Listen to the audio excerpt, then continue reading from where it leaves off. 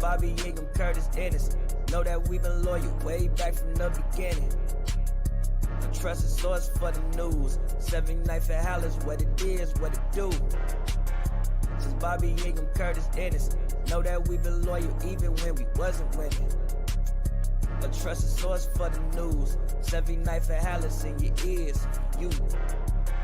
Since Bobby Ingham, Curtis Ennis. Know that we've been loyal.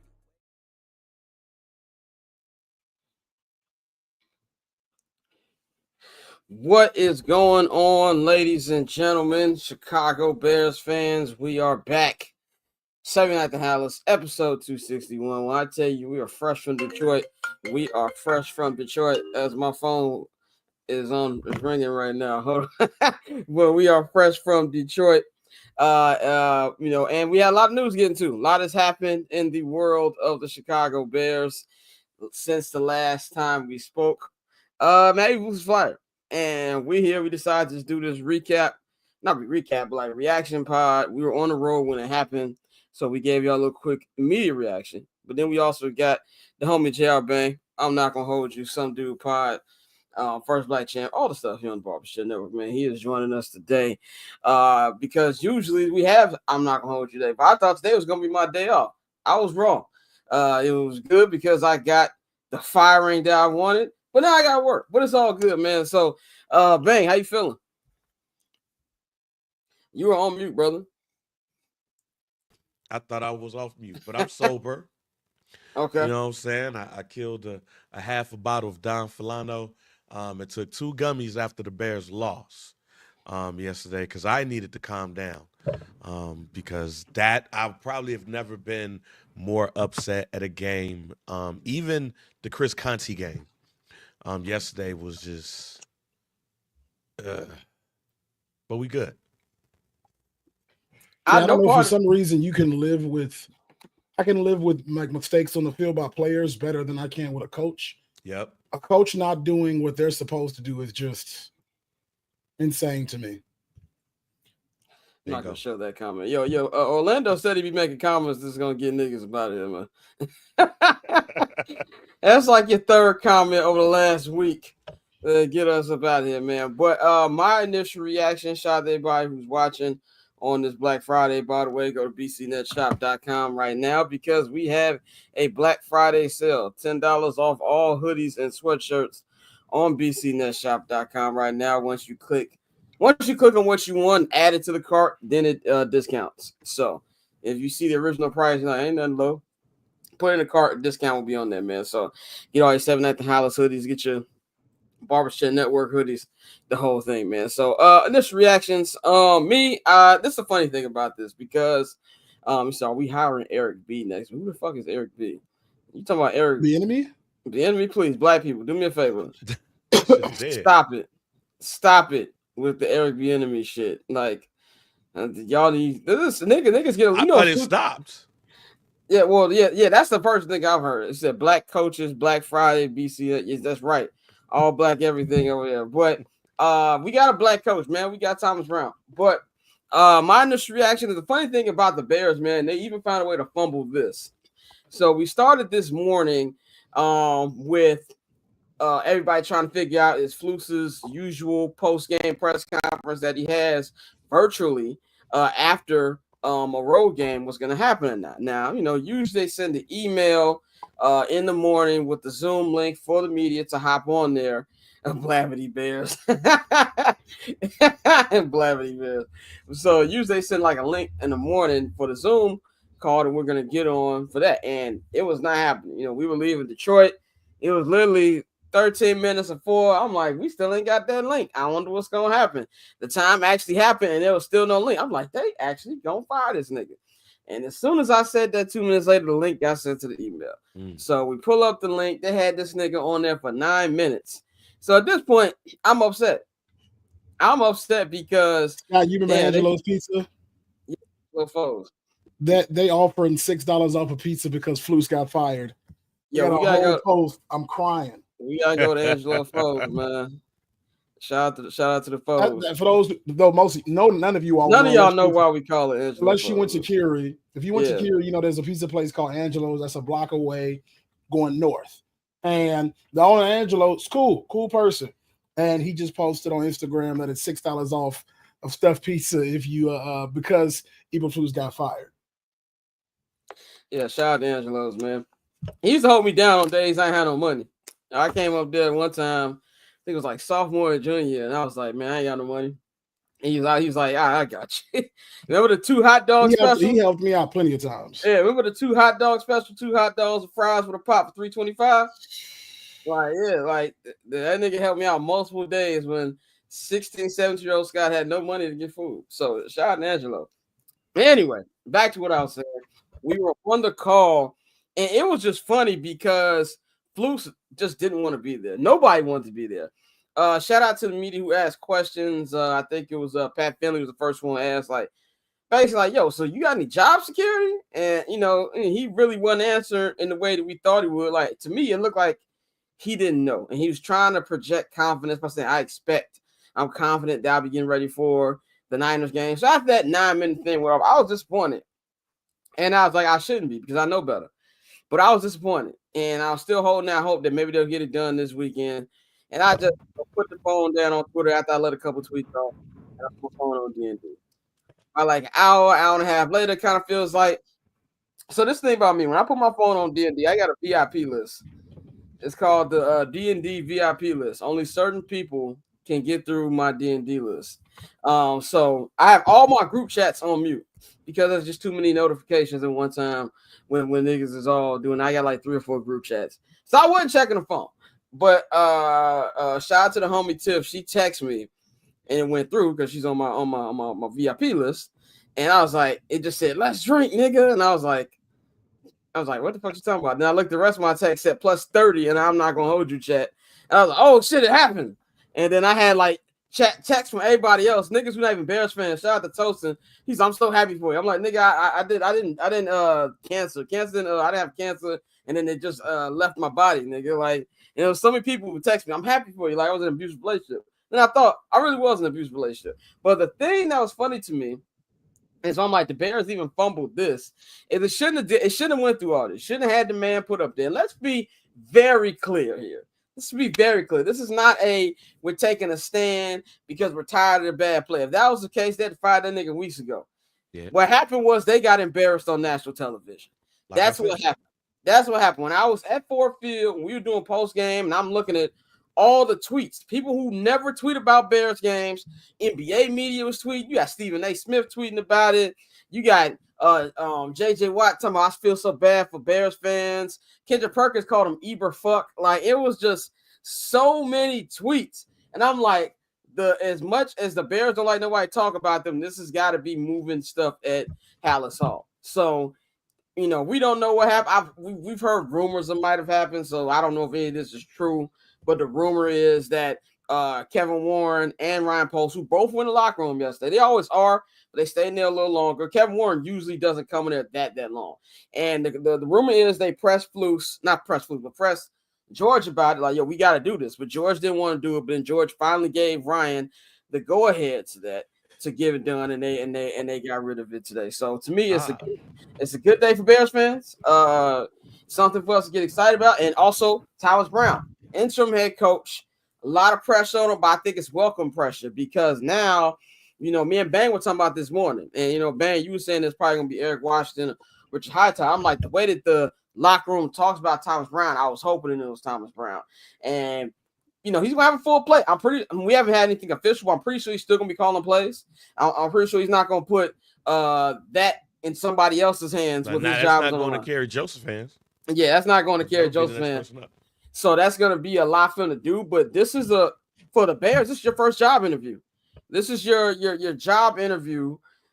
We get Damien. Shout out to Damien actually watching, but this nigga, I don't know what you be watching, brother. You said Caleb ain't the guy. Caleb threw 3 touchdowns yesterday, broke rookie records, 256 yards passing, but he ain't the guy. Okay, whatever. But we appreciate you watching because you watch all the time. But I don't know what the hell you looking at. But so it's a lot of pressure, but it's a perfect opportunity for not just Thomas Brown, but also the Chicago Bears. This is the best on-job interview you can have with Thomas Brown. So that's pretty much where I'm at with it. Bang, what are your thoughts? I've been up since probably about 4:30. Not just to see if this nigga was gonna get fired, but when you have kids, you just up. But that don't mean I wasn't looking at Twitter. That don't mean that I wasn't looking at Sports Center. Those are the last two comments we got on nuts. A nut. Yeah, yes. And I'm posting it. Shouts out. This Shouts is out Latino on Latino crime. Right, exactly. We have no That part. ain't the only one. Yeah. Shouts out to La Migra. But yeah, I've been waiting on this. I was looking at sports radio today on YouTube, listening to 670 on Odyssey. And that's where some of the stuff was coming up. Like Herb Arkish was like, "Yo, we ain't get no notice yet about what was going on." Cap was on Canty, the ESPN show. He was on there, and he said that they were supposed to have an appearance by Flus today, but that got canceled and moved to Monday. So he's like, maybe that might be a fight. Like he just threw like a little tea leaf out there that is like, okay, maybe something might happen. When he did that presser, how upset Chicago Sports Radio was first of all hilarious.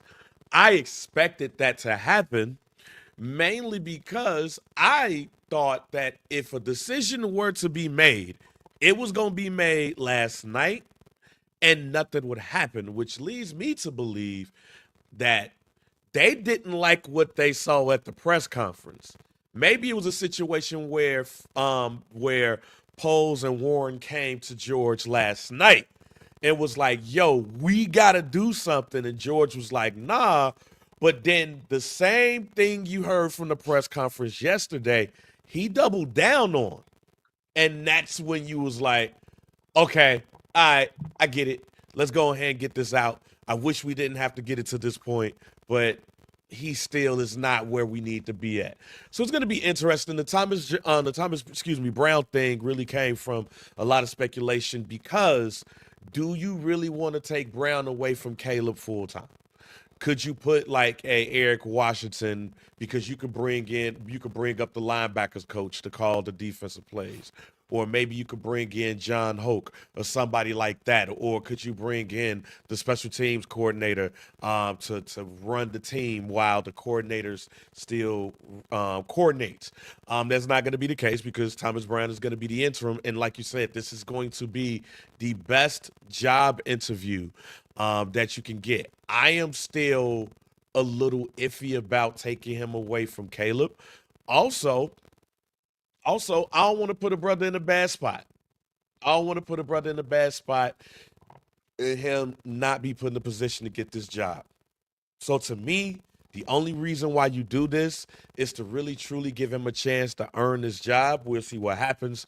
You also got to look at the Ben Johnson thing and see if that's really a reality or somebody else out there. But I am excited for Thomas Brown, and he kicks off his career, his head coaching career against one of, on the paper by name, one of the best teams in the NFC, but a team that's struggling nonetheless. So we'll see what happens.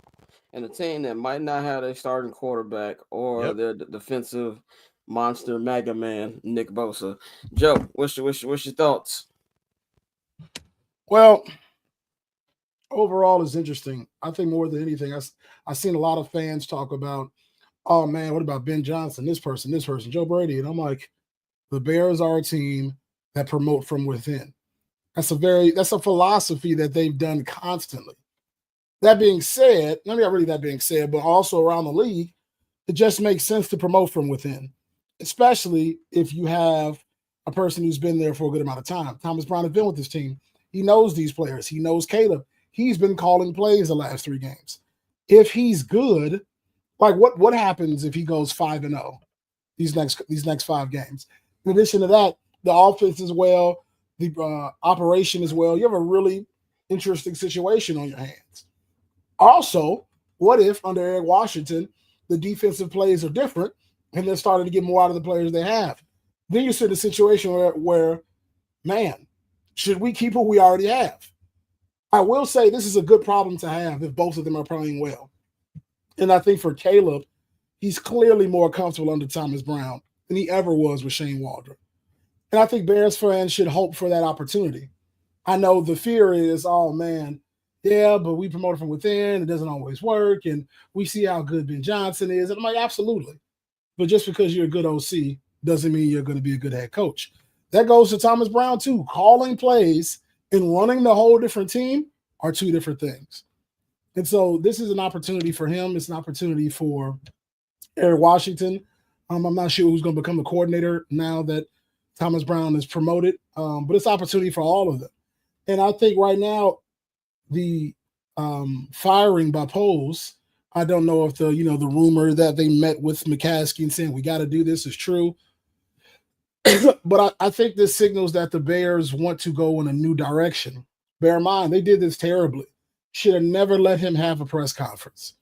And the funny thing is, when he says, I have a meeting with them later on, in my head, I was like, you're getting fired. That's what I thought too, especially when they I think it was Jason Lees, you asked them, yo, is this your usual meeting? He said, well, it's just a meeting. And I was like, I didn't want to get my hopes up, but that's what I felt too.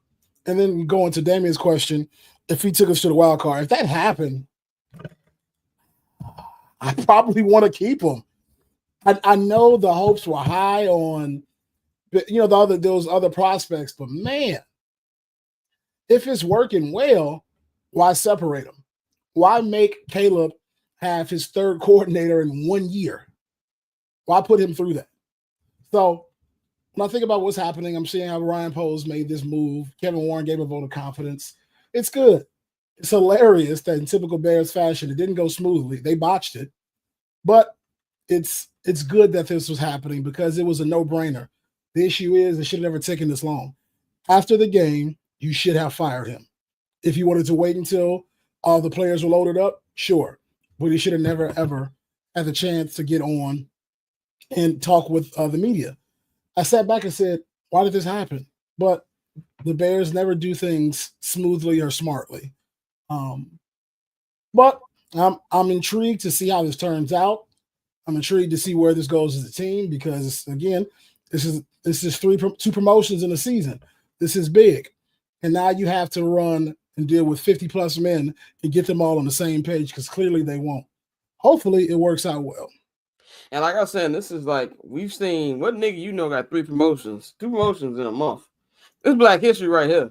Also, Ben Johnson has been outcoached several times by Flus, which is nuts. Here's the thing about the Ben Johnson thing, too.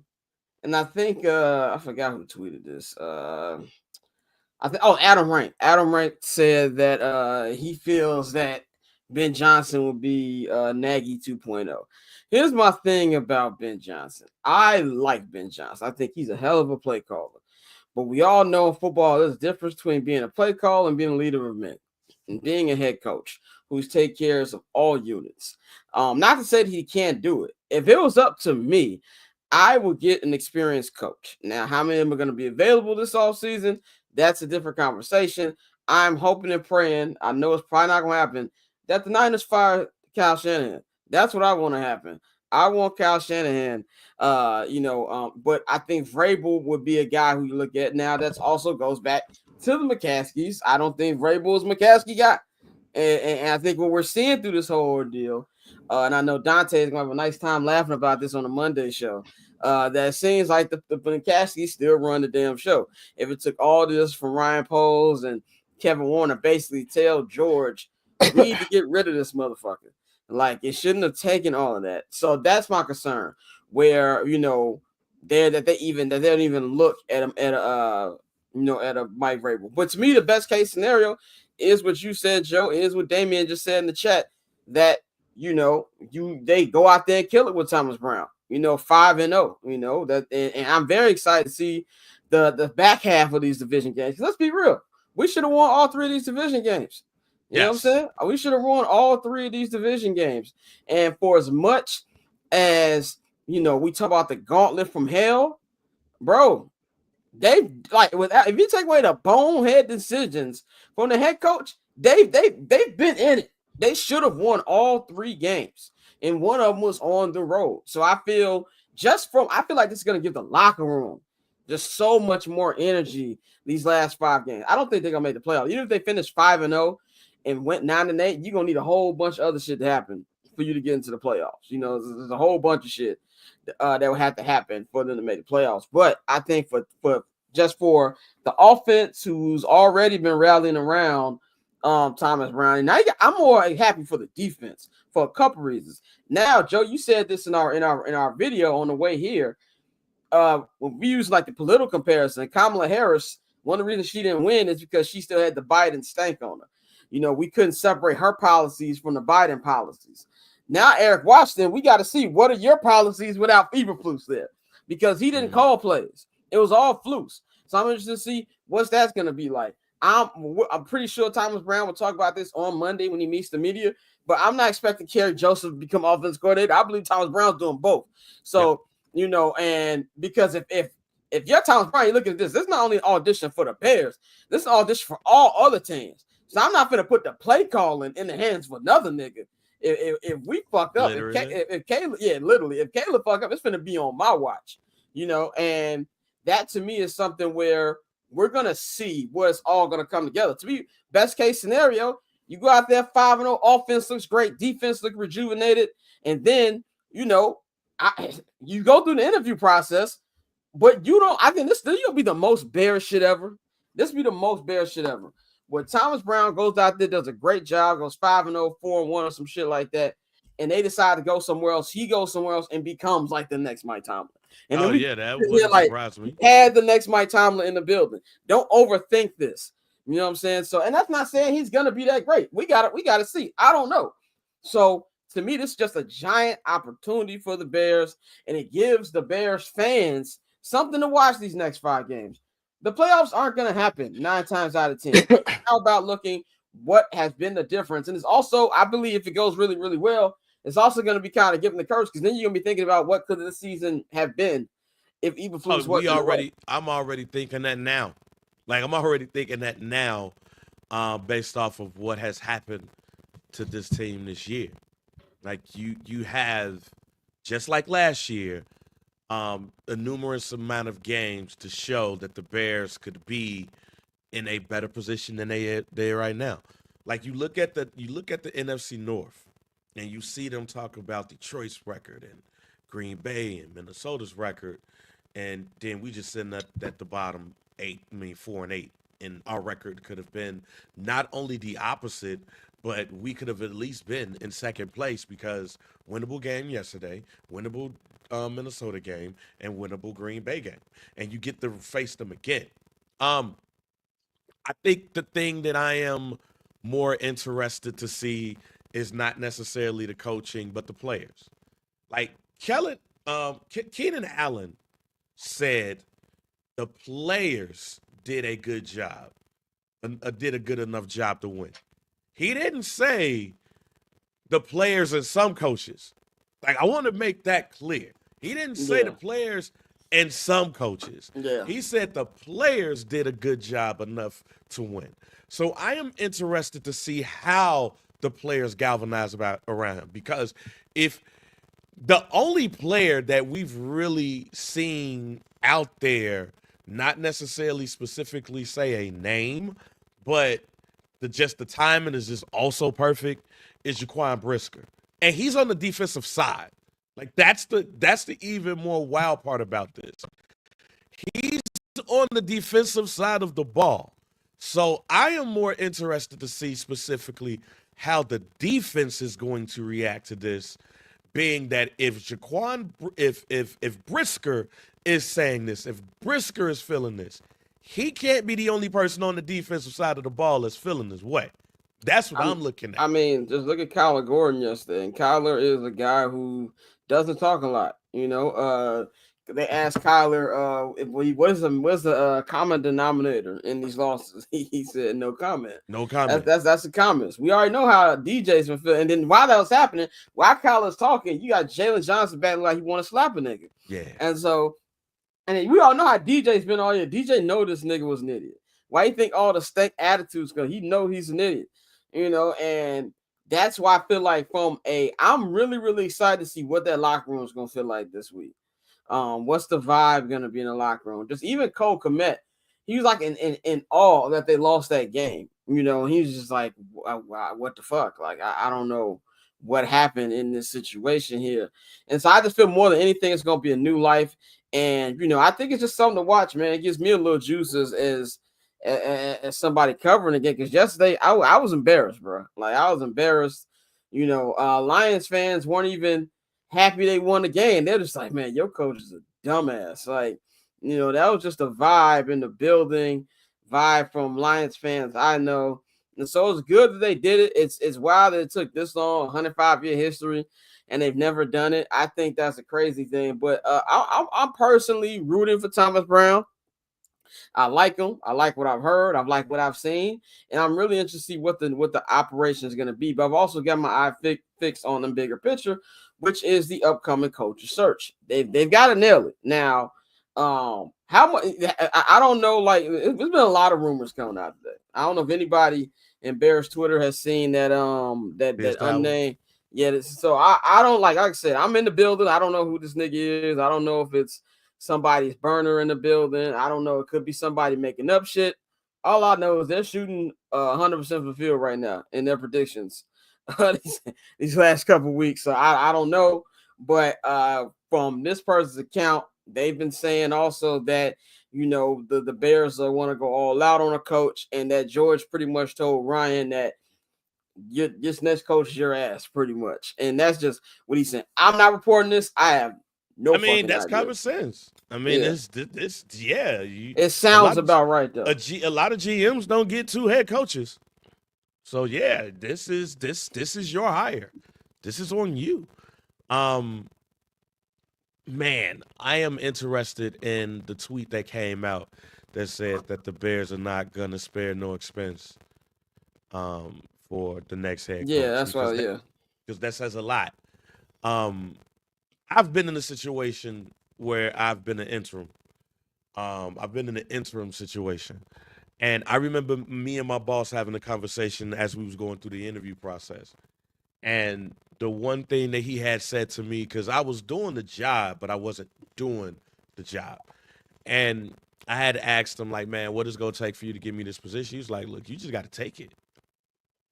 I think there's other people in certain situations, in certain things, some of the people that I'm interviewing are better than you at. But overall, you have the package. He almost kind of just called me like Hines Ward when they say he's not great at everything. He's not great at one thing, but he's good at everything. Yeah. But these other people are great at certain things. So he's like, yo, just take the job. So when he said that, I was like, oh, shit, bet. I bet. And I took the job. That's what if this is true, if this is Tower, which is Twitter, which is hitting 100% from the field, is saying that the Bears' money ain't a problem for this next head coach search. If that's the case, then Thomas got to take the job. Thomas has to take the job. Like when the season is over with, I think it's less about winning losses and more about how those players react to him, how they feel about him. Because you're putting him in a wild-ass situation by making him the interim and not only giving him the keys, but you still got to run the offensive side of the ball. So it's almost like this is like those first 3 games was training camp, so to speak. It was like preseason for him. Now you have everything. What I'm interested in is the defensive side of the ball. If the defensive side of the ball have been showing inklings that they don't like Flus, and Brown is now taking over, and you see the energy from that defensive side of the ball, then I think it's more likely you see Thomas Brown take the job no matter who is out there, no matter if it's Shanahan, no matter if it's Bill Belichick call, no matter if Mike Vrabel, because he's already in the building. It's almost like the Antonio Pierce situation. The difference with the Antonio Pierce situation is nobody was expecting Antonio Pierce to be a head coach. He would have failed in line like if the Bears would have hired the defensive and also linebackers coach. AP ain't got no damn quarterback too. Right, he ain't got no quarterback and all that. Like this job comes out as a top 2 job in the offseason, and it ain't 2. Yeah. It's the Bears and Jacksonville. Both of them has I guess you could say, trick off Trev is stable in the quarterback position and all that stuff. But you have a and you have a talented team. Like, this team is filled with talent, it's just not turning over. If Thomas Brown can show that, what the fuck, fam? Y'all are wild. Alex funny as hell. Yeah. Latino on Latino crime, brother. It's Latinx crime. But no. And But brown on brown crime.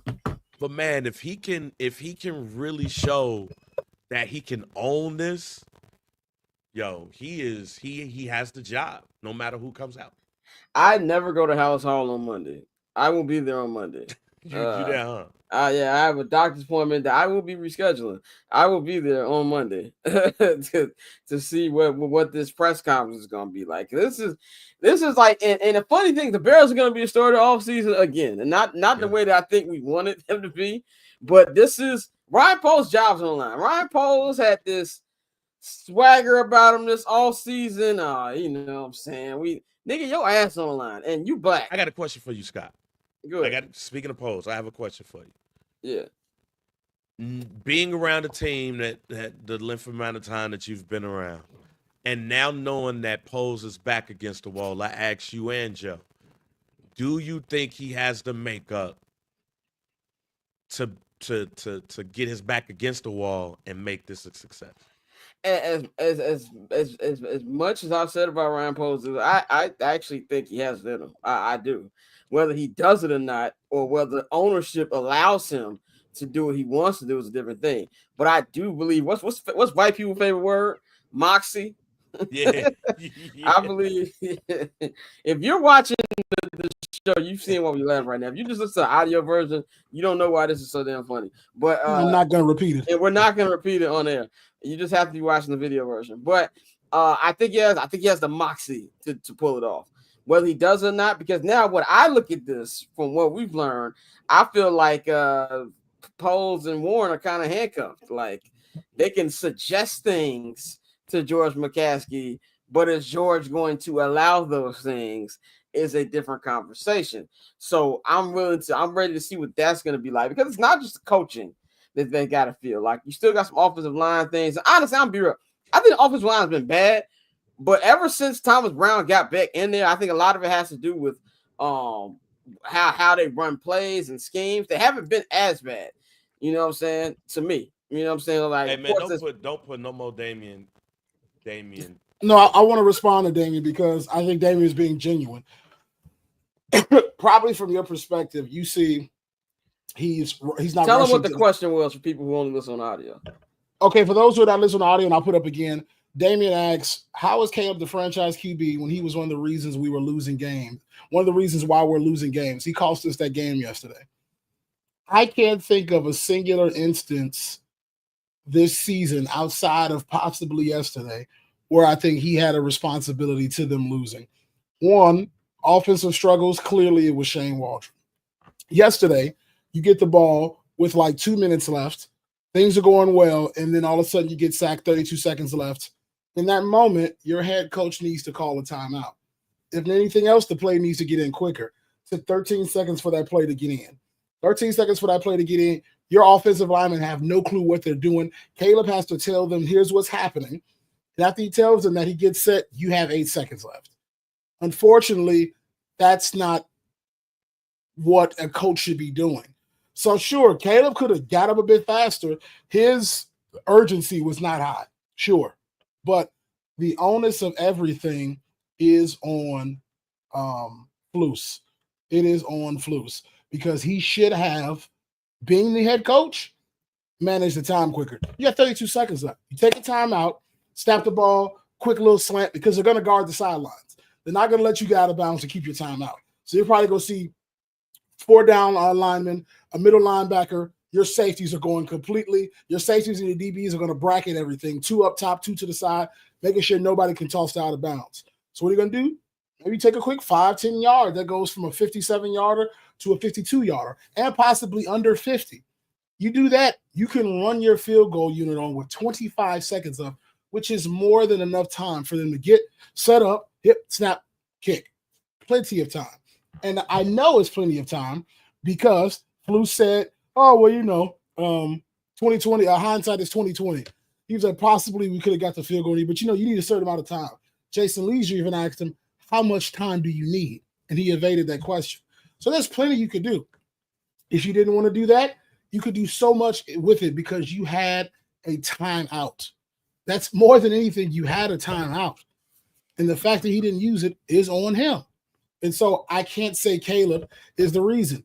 And no, Caleb is not the captain of the offense yet. He is not the captain of the offense yet. And the reason I say he's not the captain of the offense yet because he is a rookie.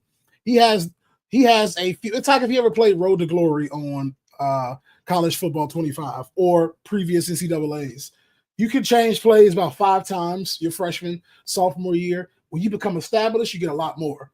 Caleb can call every now and then. He does not have the range to call it continually throughout the game. He does not. On top of that, he is a rookie. He is a rookie. He does not understand the game as well as you would expect to Patrick Mahomes. That was Patrick Mahomes, I say, ugh. But at the same time, Andy Reid would never let that clock. Well, Andy Reid tweaked back in the day. Andy Reid would never let that clock just go out with a timeout. You get what I'm saying? So when I get your question, I don't see how you can put that on Caleb. And Damien's comment is the part of the reason why we in this in the first place. I said this to Scott a couple of weeks ago. I think we're in this. I'm not at Halas Hall. I am not in front of no practice or anything. But just looking at the game, it always felt like to me that they felt like, okay, we could just throw this kid in here and basically just give him the keys. There was no coaching up. There was no look at this. There was no look at that. They played this situation like Caleb was a 5-year vet in his prime, and he's not. And when I hear fans say what Damien just said in that comment, you're doing the same thing. The reason why Flus ain't here, the reason why Waldron's not here, because you're talking about Caleb like he's a 5-year rookie entering his prime. He's not. He's not. And part of the reason why we're in this situation in the first place is because we had an offensive coaching staff who was playing this situation like this man, even though he was the most prepared rookie, most talented, all that you can prepare. Every rookie that you can talk about, every rookie that you can name, that's not even Peyton Manning. We don't even have to use the Peyton Manning thing. Everybody struggles. But you know what the best part about this is the coaching that you get with that quarterback and how they grow. Look at Sean Payton, who on I Ain't Gonna Hold You, we killed for a whole offseason and said that he was washed. And you go and look at how Bo Nix have grown throughout the season because he's being coached. Cliff Kingsbury. We know the Cliff Kingsbury Cliff. But he was doing a great job in the beginning of the season, putting him in position. It's also what happens when people start to see tape and they start to adjust and all of those things. That's where coaching comes in. There's a reason why this kid has been successful for as much as he has this season. But as I've been saying, as I said in the text group, as I said on Twitter, as I've been saying on the show, you can't outplay bad coaching. You just can't. And Caleb has been trying to do as much as he can to gumption. He's been trying to do as much as he can to outplay bad coaching. You can't do it. And Damien, to add to the Caleb Fields and the Fields thing, there's a difference between somebody that's been in the league for a year or for 12 games compared to somebody who's been in the league for 4 years. If Justin Fields was the guy, Russell Wilson would not be playing right now. Damien, stop. We've already had this conversation with you. We're not going to have it again. Joe, you think you're putting wrong? Wow, I'm sitting there talking. I made excuses for Justin Fields. I will admit that. Absolutely. The reason I did that is because he's a Buckeye. And I'm not going to apologize for that. In addition to that, tomorrow, you know what time it is. Especially the you know what time it is. Yeah, exactly. The team up north. Oh, yeah, we getting you niggas back. I ain't even gonna argue with you on that one. Anyway, we getting our ass kicked tomorrow. Anyway, you a Michigan fan? Yeah. I mean, I can't act like it's bad. You all had a natty last year, so I guess it paid off. It's a story about a teacher and she went to Ohio State. She failed me. Fuck that bitch. I ain't like Ohio State. So. She sounds like a great teacher. No, the fuck she was. But I had exactly like Zach said, I had my Buckeye guy because he's a Buckeye. I wanted him to succeed. He was one of my true. I gave the number one flow called Mitch's son. I think the one time I stopped giving excuses was last year for Justin. And I said, okay, I've been doing too much. Clearly, he's not the guy. Did people unfairly get on Fields early in his career? Absolutely. He never got the benefit of the doubt. And it was fucked up. You said, oh, man, well, like it could have been this. Maybe it was this. No. It was a combination of he had bad coaching, no development, but he also did not do enough. Caleb has not had the greatest development, has had bad coaching. He's doing a lot. That's the main difference. I think that's the main difference there is where the talent that Caleb has is like ridiculous. Like he has 400 yards. Caleb is about to pass. Caleb already passed Justin's pass yards. Yeah. He's 3 touchdowns away from passing his entire highest year total of passing touchdowns. Like, it's a difference. It's a big difference. He's a better quarterback than Justin Fields. Said find someone who loves as much as Joe loved Mitch. You mean as much as I love Fields? I didn't love Mitch as much as I love Fields. You called Mitch your son multiple times. I call almost every quarterback my son at one point in time. Yeah, but you did really, really like Mitch though. I really like Fields. Let's relax. No, you love Justin Fields, but you really, really liked Mitch though. I thought Mitch had the physical traits to be a good QB. It was not here though. So did Ryan Pace. But yeah, I think that's they might heard eons. I think that, like you said, that's the difference between the two is the bad coaching held Justin down, but I also think Justin just has limits to his game. Just is with. And like you just said, Bang, like if everybody kept talking about that 4-1 start in Pittsburgh, forgetting the fact that their offense was still in the gutter, that Chris Boswell scored 30 of their 39 points, some shit like that, some wild stat. That's what that was. That's the difference between the Caleb and the Justin thing. Like if Caleb is doing all of this with this shitty coaching he's had, imagine what he does when he has good coaching. So that's why I think but it wasn't even shitty coaching. It wasn't even shitty coaching. It was the lack of. It was like literally not having a coach. Like it's just like he was better off not having a coach. And that's why you see him improve in 3 games because he's actually getting coached. That's why you had goddamn the third string tight end, Mercedes Lewis, like, oh no, fuck this, y'all. Hey, nah, y'all not coaching, dude. Like, he wants to be coached clearly. That's why you see Waldron laughing on the sidelines. Oh man, we'll get it straight. Like he was okay. I guess I love Mitch a lot. Then all right, thank you. Thank you. Shout out to our I guess I've been proven wrong.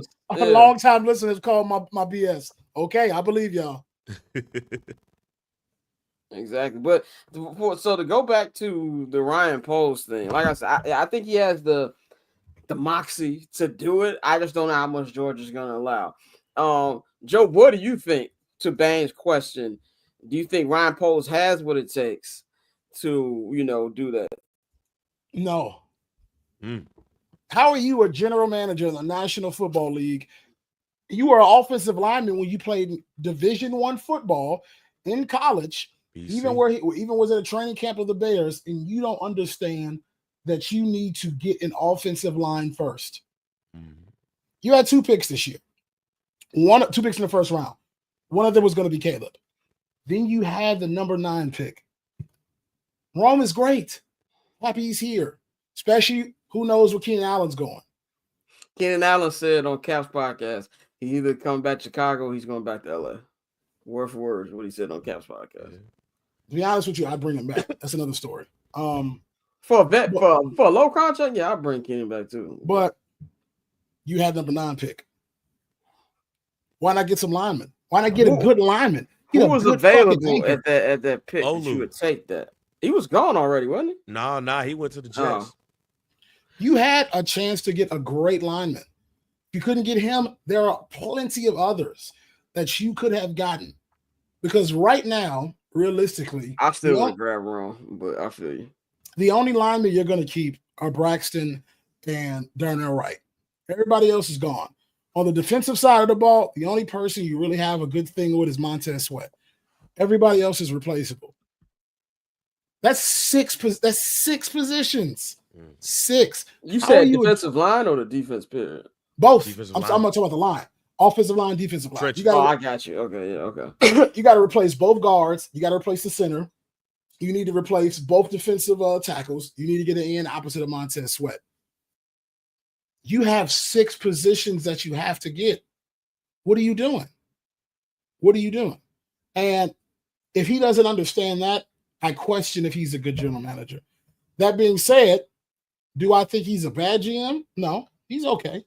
This is his first time being a general manager. He's learning. Do I think he has what it takes? Maybe no is too strong. I'm unsure. But with those picks, every single person should be lying. Every single person should be lying. Do you have an answer for your own question? I'm interested. I mean, I'm interested. Right. That's why I was asking you all, because y'all are in the building. Y'all have been there. Now maybe because if you look at that Shears Tower tweet, it makes us think that Poles have been trying to get rid of Flus since the Patriots game. But then I look and I say, why was Eberflus there in the first place? Like, why was he there in the first place? You should have matched a new coach with this new quarterback, with this new regime. So why was he Poles have input on getting Flus? See, that's the whole thing. We don't really conundrum. We don't know. Yeah, we don't know. Because from what I always thought was they did that interview, they hired Poles, and they told Poles, you got Quinn, you got Caldwell, you got Eberflus. You can interview these 3. We did the legwork. You interview those 3, and then we go from there. I don't know how true that was. That's how I always thought it was. They gave you 3, and you pick between those 3. Either way it go, I'm not sure because of everything that Flo's just said. Your strong suit is supposed to be the offensive line. That was so much your strong suit. They made it so that when you got hired away from Kansas City, you were part of the reason why Kansas City's offensive line was so strong, because you specifically targeted that area as a college scout. And then you get the job, and the trenches is the worst part of this team. I'm not for sure. I have concerns. But maybe, and this is a hard maybe Kevin Warren and Poles going up to George and say, we got to do this. And George saying, all right, cool, but this is on you. Maybe now the keys is in Poles' hand, and maybe now he could do certain things. I don't know, but I have concerns because for 3 years, not only have you not upgraded the trenches, you put your name behind offensive linemen like Ryan Bates, and how you had to have him, and you didn't get him on the offer sheet the first year while he was a free agent. And then this year you end up getting him in the trade, and we could barely get him on the field. Like, that is the concern. But maybe homeboy from Hinsdale folks next year, when healthy, maybe Hinsdale folks shock us. Maybe he is somebody. Hinsdale folks is having a terrible rookie year. He's having a terrible rookie year, but maybe next year is his year. And then you go, I think they got like $60 million in cap room too, right? They have about like $60 million in cap room, so you get to spend it in that direction too. They got to improve the trenches, and if not, then Pole's ass won't be here either, and we be going through this again. You like that? Yeah, my bad. I was going to answer Damien's question. No, Flus wasn't hired yet, but they had interviewed him. Basically, he was announced before they announced Poles, but it was happening at the same time. Right. So the story is that they gave Poles a list of names to do that. But at the end of the day, I think, like you said, there's 2 questions in this era of Flus Poles that has not been answered from the media. One, who the hell actually hired Eberflus? 2, well, actually 3. 2, but even the third one's kind of answered now. 2, what the fuck happened with the Allen, with Allen, who was the defensive coordinator? Allen Williams. Allen Williams situation. And 3, what does Kevin Warren do? From what we're hearing, it feels like Kevin Warren has more say in the football operations, and it goes to what you said, Bane, that maybe this is going to do that. My question here is, for everybody who's concerned about George McCaskey's involvement, I don't really have any answer for it because they're not going to sell the team. They're not going to sell the team. And we've gotten that big old book before the season. It's like 80 McCaskies. You know what I'm saying? 80 McCaskies, man. So, I don't know. I think you just got to hope that he moves out the way and lets the guys that he hired, Ryan Poles and Kevin Warren, do the job. That's the only thing we got for as far as that. But I think in the meantime, we got these 5 games and there's no playoffs. I just want to see improvement. I want to see the offense continue to improve. I want to see what the defense is going to look like with Eric Washington calling plays. I'm looking for everything. What's the morale going to be like there this week? Because it has been bad. It has been terrible since the Hail Mary. And it's just gotten worse and worse and worse every week. And now that this big issue is gone, I really want to know what it's going to be like, man. Anything else we need to go over? I am interested, just going straight to the San Francisco game. I know we played the game about the wins and stuff. I'm not changing. Where's the win? Yeah, where's the win? I'm not changing the fact that I believe that the Bears are going to go over in the rest of their games. I'm not changing that. Even with the San Francisco game with damn near everybody hurt and shit. What I will say, however, though, because it still is the San Francisco 49ers. You're on the road. You're in Santa Clara. And again, it's still the San Francisco 49ers. If the Bears can somehow defeat the San Francisco 49ers in their next game, I think that's going to tell a lot about how this season finishes. The division games that you played were all close games. Not only that, you have 2 winnable games against the NFC North at this point because the Seattle game is a winnable game too. So you can come out of this game, you come out of this next stretch of games with at least 2 wins against the NFC North, depending on the moxie, the moxie that the team comes out with, the enthusiasm and all of that stuff when they go against the 49ers and against the Seattle Seahawks. The defensive games are key. If they can win at least 3 to 4 games in this stretch, it brings them to that 7-game plateau where they was at last year. If they can get to 7-10, it gives Brown a good chance to keep this job, and we'll really learn a lot about this team. And if they can steal one against Green Bay, I think I know it's Green Bay. If they can steal that Green Bay game at the very least, I think it will really turn this season around and give people hope for the offseason. I said on where's the win? They were going to win 2 more games. I still believe they're going to win 2 more games. I don't know which ones. I'm still thinking that Seattle's going to be one of them. I said that originally. I think Seattle will be one of them. But I don't know, man. I feel pretty good about because that first game with a new head coach. Yeah. Like I really feel they could beat San Francisco. You know what I'm saying? Just because of, and that's even if Purdy plays, because of the momentum that you get with a new head coach. And I'm gonna go even further. What you said about the 7 win. Let's just say they get the 7, all 3 of those against division. That really looks good for them. But that Packer game is key because the fan base obviously cares about it. But the McCaskies, they really, really care about that game. So that to me is what I'm really interested to see over these next 5. Joe, just close us out. What do you think can happen during these next 5? What what you're expecting, anything like that? Well, one thing's for sure, that Packers game needs to be priority number 1. You need to beat the Green Bay Packers. They've owned you for over a decade. You need to win. realistically, I don't know what the situation will be like for Green Bay, especially like what if they clinch a playoff spot? I don't know. They're going to be going down to week 18. They got the last wild card spot right now.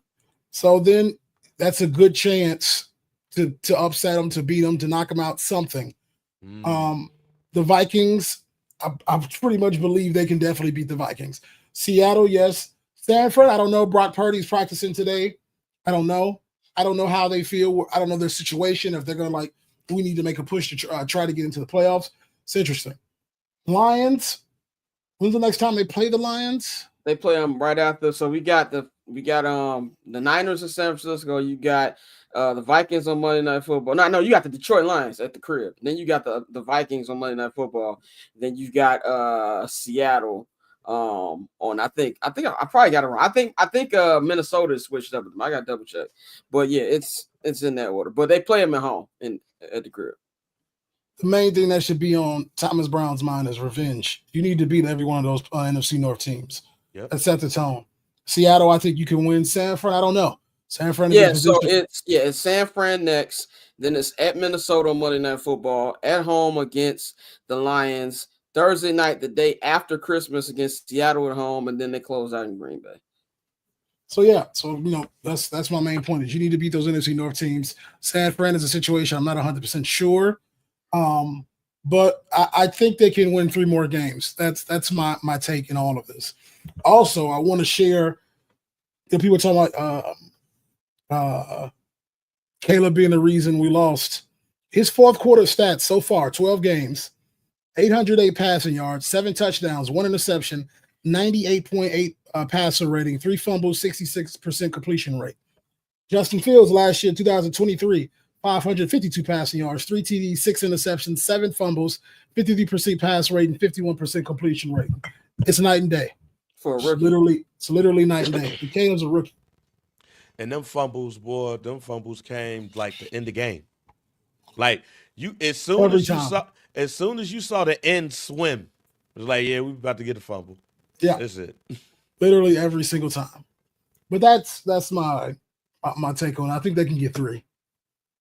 All right, man. That is all we got for y'all today, Bang. Thanks for joining us. This is gonna go up on the Patreon for everybody, and then this will be on the free feeds tomorrow. But yeah, man, we will be back Wednesday to recap and I get you ready for the San Francisco game. I'll have recaps of what happened in Halas Hall last week, and yeah, it kind of feels like a new season now. So much has happened since the Hail Mary. I feel like it's been 2 seasons. I feel like it's been 2 seasons since London, nigga. Like, just so much has happened in a month and a half since London. It has been crazy, man. But it's for Scott, for Flows, for Bang. Shout out to everybody. bcnetshop.com. Get you some merch, man. All the hoodies and sweatshirts are off, $10 off, man. Get you some.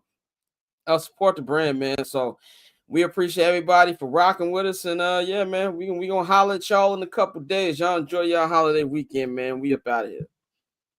Since Bobby Ingham, Curtis Ennis, know that we've been loyal way back from the beginning. A trusted source for the news. 79th Halas, what it is, what it do. Since Bobby Ingham, Curtis Ennis, know that we've been loyal even when we wasn't winning. A trusted source for the news. 79th Halas in your ears, you. Since Bobby Ingham, Curtis Ennis.